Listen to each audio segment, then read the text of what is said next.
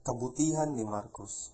Maraming naitulong si Marcos sa ating mga Pilipino, sapagkat marami siyang itinuro at naitulong sa ating bansa. Kahit ang kanyang pamamahala ay nagpapahirap sa atin, ito rin ang dahilan kung bakit tayo naging malikhain.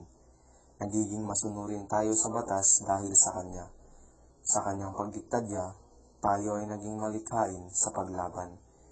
Sa kanya, natuto tayong tanggihan ang nananakot sa atin. Sa kanya, natuto tayong alamin ang nang-iisa sa atin. Tinuruan niya tayo kung ano ang pagkakaiba ng disiplina at takot.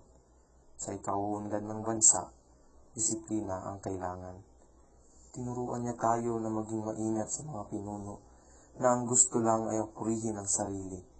Tinuruan niya tayo na maging maingat sa mga pinuno, na ang kagustuhan sa pwesto ay yaman lamang, at hindi ang kaligtasan ng mamamayan ng bansa. Sapagkat hanggang ngayon, marami pa rin ang ganyang pinuno.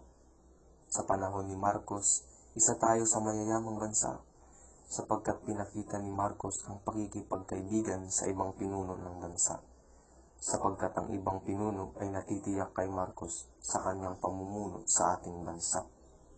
Itong kabutihan ni Marcos ay dapat din bigyan nating pansin at isipin, sapagkat sa pamamahala niya, hindi lamang kahirapan ang dulot nito, kundi may kabutihan din. Kasi lahat ng pinuno ay may kabutihan sa puso.